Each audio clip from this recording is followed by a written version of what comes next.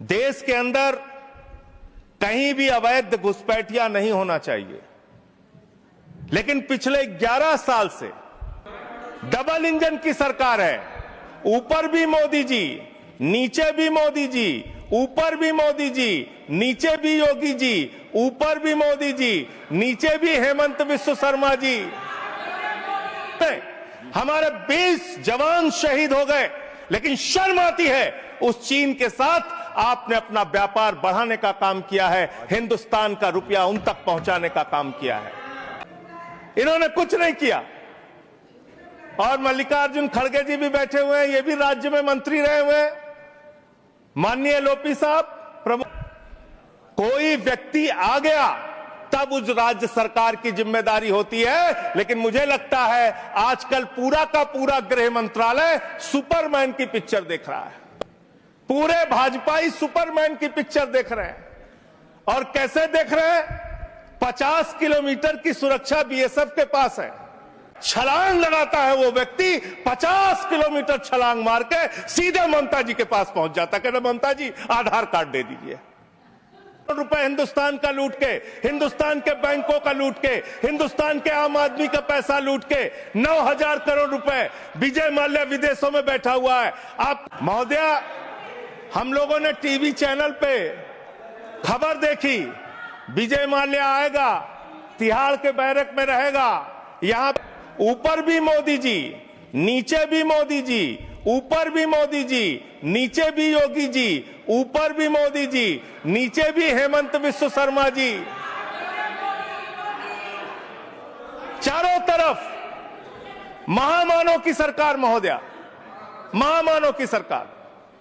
वो तो अवतार भी कहते हैं अपने आप को। और उस अवतार की सरकार में घुसपैठ हो जा रही है। 11 साल से हिंदुस्तान के अगर किसी कोने में अवैध घुसपैठिया है, अवैध रूप से कोई नागरिक रह रहा है, तो उसके लिए सीधे तौर पे भारतीय जनता पार्टी की सरकार और प्रधानमंत्री नरेंद्र मोदी जिम्मेदार है, कोई दूसरा जिम्मेदार नहीं है। बॉर्डर की सुरक्षा महोदया किसके पास है? बॉर्डर की सुरक्षा गृह मंत्रालय के पास है। बीएसएफ लगी हुई है वहां पे। चीन घुसपैठ कर रहा है। हम लोग चिल्लाते हैं, बोलते हैं, आपको उसके बारे में बोलने की फुर्सत नहीं। गलवान घाटी में हमारे 20 जवान शहीद हो गए, लेकिन शर्म आती है उस चीन के साथ आपने अपना व्यापार बढ़ाने का काम किया है, हिंदुस्तान का रुपया उन तक पहुंचाने का काम किया है। देश के बॉर्डर की सुरक्षा आपके जिम्मे है। मैं बड़ा हास्यास्पद तर्क सुन रहा था, बहुत ही हास्यास्पद तर्क। यहां टीएमसी के हमारे मित्र बैठे हुए हैं, कह रहे थे बॉर्डर लगा हुआ है बंगाल के साथ, बॉर्डर लगा हुआ है आसाम के साथ, त्रिपुरा के साथ। उस समय कांग्रेस की सरकार थी, टीएमसी की सरकार थी, फला थी, डिमका थी। आधार कार्ड बन गया। आधार कार्ड बन गया, इसलिए उसी आधार कार्ड ने सब गड़बड़ कर दिया। और उसी आधार कार्ड की वजह से एक बांग्लादेशी घुसपैठिया बंगाल से चला, आसाम से चला, त्रिपुरा से चला, झारखंड पार किया, बिहार पार किया, यूपी पार किया, दिल्ली आ गया। और ये बेचारे देखते रहे, इन्होंने कुछ नहीं किया। और मल्लिकार्जुन खड़गे जी भी बैठे हुए हैं, ये भी राज्य में मंत्री रहे हुए हैं। माननीय लोपी साहब, प्रमोद तिवारी जी भी राज्य में मंत्री रहे हुए हैं। इन दोनों से भी पूछ ले सरकार के लोग, ये भी आपकी मदद कर देंगे। किसी राज्य के अंदर कोई व्यक्ति आ गया तब उस राज्य सरकार की जिम्मेदारी होती है, लेकिन मुझे लगता है आजकल पूरा का पूरा गृह मंत्रालय सुपरमैन की पिक्चर देख रहा है। पूरे भाजपाई सुपरमैन की पिक्चर देख रहे हैं। और कैसे देख रहे हैं? 50 किलोमीटर की सुरक्षा बीएसएफ के पास है। बंगाल में 50 किलोमीटर की सुरक्षा बीएसएफ के पास है। एक बांग्लादेशी खड़ा होता है, उस बॉर्डर पे खड़ा होता है जहां बीएसएफ होती है, जहां गृह मंत्रालय होता है। छलांग लगाता है वो व्यक्ति, 50 किलोमीटर छलांग मार के सीधे ममता जी के पास पहुंच जाता है। कहते ममता जी आधार कार्ड दे दीजिए। ये हो रहा है क्या? 50 किलोमीटर आप नहीं रोक पा रहे हैं। अपनी नाकामी आप नहीं बता रहे हैं। आसाम के अंदर, त्रिपुरा के अंदर, बंगाल के अंदर जो बॉर्डर है वो आपके जिम्मे है और उसकी सुरक्षा के साथ खिलवाड़ आपने किया है, गृह मंत्रालय ने किया है, भारतीय जनता पार्टी की सरकार ने किया है। आप अपने दोस्त राज्य सरकारों के ऊपर मरते हैं। अरे आधार कार्ड तो तब आदमी मांगेगा जब राज्य की सीमा में घुसेगा।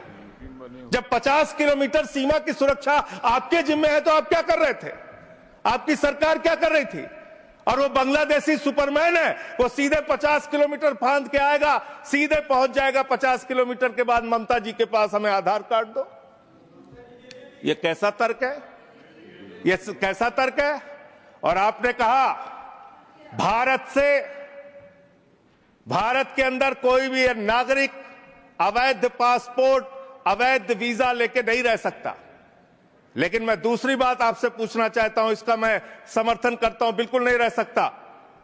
लेकिन जो हिंदुस्तान के डकैत आज विदेशों में बैठ के हमको चिढ़ाने का काम कर रहे हैं, जिन्होंने हमारी बैंकों को लूटा है, जिन्होंने आम आदमी का पैसा लूटा है, वो 20,000 करोड़ की लूट करने वाला नीरव मोदी और मेहुल चौकसी कई वर्षों से हिंदुस्तान छोड़ के बाहर बैठा हुआ है, चिढ़ा रहा है इस देश को। उस डकैत को आप पकड़ के अब तक क्यों नहीं ला पाए? जवाब दीजिए, क्यों नहीं इसका पासपोर्ट जब्त किया आपने? ललित मोदी आपका दोस्त, आपके नेताओं ने उसको भगाया हिंदुस्तान से। 3,000 करोड़ रुपए हिंदुस्तान की बैंकों का लूट के विदेशों में बैठा हुआ है, क्यों नहीं आज तक आप उसको वापस ले पाए? विजय माल्या 9,000 करोड़ रुपए हिंदुस्तान का लूट के, हिंदुस्तान के बैंकों का लूट के, हिंदुस्तान के आम आदमी का पैसा लूट के 9,000 करोड़ रुपए विजय माल्या विदेशों में बैठा हुआ है, आपको चिढ़ाता रहता है। तिहाड़ जेल की विषय पे ही बोल रहा हूं महोदया, विषय पे ही बोल रहा हूं, विषय पे इन्हीं लोगों से सीखा है, इन्हीं लोगों से सीखा है महोदया। वो Vijay Mallya, I am not eluding sir, I am not eluding madam, I am not eluding. मंत्री जी को बोलने तब दिया जाए जब मैं एल्ड कर रहा हूं। आई एम नॉट एल्डिंग मैडम। अगर बिल से बाहर ही बोल रहे हैं तो बिल से बाहर भी सुनने के लिए तैयार रहे। एकदम ठीक है, जब आपका मौका आएगा आप बोलिएगा। महोदया, हम लोगों ने टीवी चैनल पे खबर देखी, विजय माल्या आएगा, तिहाड़ के बैरक में रहेगा, यहां पे उसका रोका जाएगा, यहां उसको सजा दी जाएगी। टीवी चैनल वाले खबर चला रहे थे और ये लोग भी बोल रहे थे विजय माल्या को लाएंगे। 9,000 करोड़ रुपए की लूट करने वाला विजय माल्या आज विदेशों में बैठ के चिढ़ा रहा है। और एक ललित मोदी है, उसने कौन से देश की, संजय रावत जी, मुझे तो नाम में भूल गया, बानुआतू की नागरिकता ले लिया उसने कहा 1 करोड़ रुपए जमा करो, बानुआतू चलो, बानुआतू चला गया। अरे हिंदुस्तान, नितिन संदेशरा 6,000 करोड़ रुपए हिंदुस्तान का लूट के विदेशों में बैठा हुआ है, आपको चिढ़ा रहा है। और महोदया, मैं इस सदन का सम्मानित सदस्य हूं, देश के सर्वोच्च सदन का सदस्य हूं, बड़े दुख और पीड़ा के साथ आपके साथ कह रहा हूं कि इन बेईमानों का, जिन्होंने हिंदुस्तान की जनता के बैंकों में डकैती डालने का काम किया, उनको आज विदेशों में बैठा के मौज करा रहे हैं ये लोग। और मेरा पासपोर्ट जब्त है, मेरा पासपोर्ट जब्त है। क्या मैं हिंदुस्तान का नागरिक नहीं? क्या मैं इस सर्वोच्च सदन का सदस्य नहीं? मैं मेंबर ऑफ पार्लियामेंट हूं, मेरा पासपोर्ट जब्त है। मैं कहना चाहता हूं इनसे, अगर वास्तव में तुम्हारी नीयत साफ है तो आज हिंदुस्तान के अंदर 50 करोड़ से ज्यादा जिन जिन लोगों का बकाया है, सबका पासपोर्ट जब्त करो, कोई हिंदुस्तान छोड़ के भागने ना पाए। सबका पासपोर्ट जब्त कीजिए। आप अनावश्यक बातें करते हैं। 11 साल से आपकी राज्यों में सरकार, 11 साल से आपकी केंद्र में सरकार, और बांग्लादेशी घुसपैठिया आप नंबर नहीं बता पाते कितने भगाए आपने। आज बताइए कितने लोगों को आपने भगाया, कितने बांग्लादेशी घुसपैठियों को आपने हिंदुस्तान से भगाया 11 साल के अंदर। खाली राजनीति करते हैं। बंगाल का चुनाव आ रहा है, राजनीति शुरू, बिहार का चुनाव आ रहा है, राजनीति शुरू। अरे इससे ऊपर भी जाओ। और इन्होंने कितना बड़ा पाप किया वो भी बता रहा हूं, पूरे देश को सुनना चाहिए कितना बड़ा पाप किया इन्होंने। पंजाब के अंदर जो सीमा थी बीएसएफ की देखरेख में, उसको इन्होंने बढ़ा दिया, 50 किलोमीटर तक कर दिया।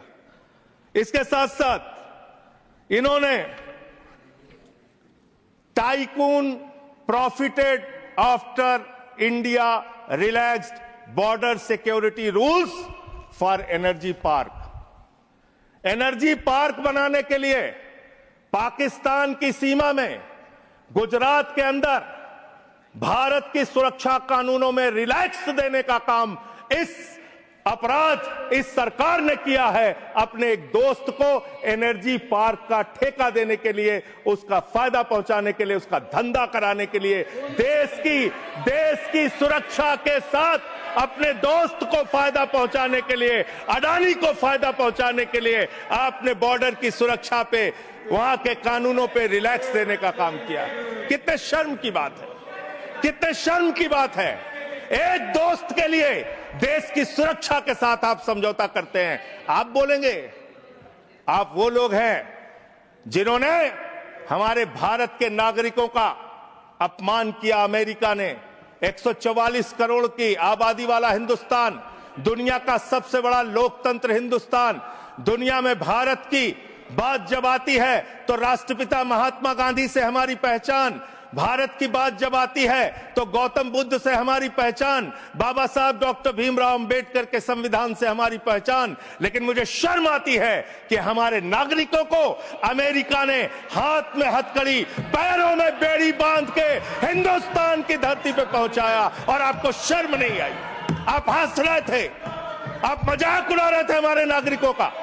और हिंदुस्तान के अंदर जो हमारे नागरिक लाए गए अमृतसर के अंदर, उनको हथकड़ियां बांध करके जब उतारा गया, मान्यवर महोदया, जब उनको उतारा गया तो प्रधानमंत्री भी वहां उस वक्त थे, लेकिन उन्होंने सवाल नहीं खड़ा किया। जब उनको यहां उतारा गया उसके बाद उनको कैदियों के वैन में बैठा के हरियाणा छोड़ा गया।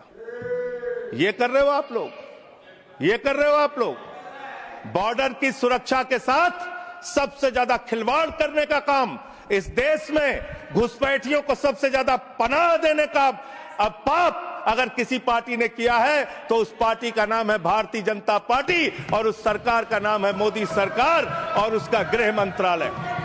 फालतू की बातें मत करो, फालतू के बातें करना बंद करो।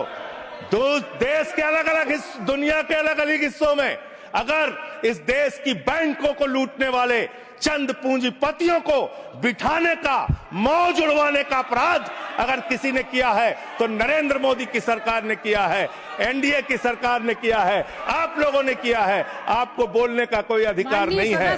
हम राष्ट्रभक्त थे, हैं और रहेंगे। आपसे किसी भी प्रमाण पत्र की जरूरत नहीं है। आप लोगों का इतिहास हिंदुस्तान की आजादी के आंदोलन में गद्दारी का इतिहास रहा है। बहुत बहुत धन्यवाद महोदय।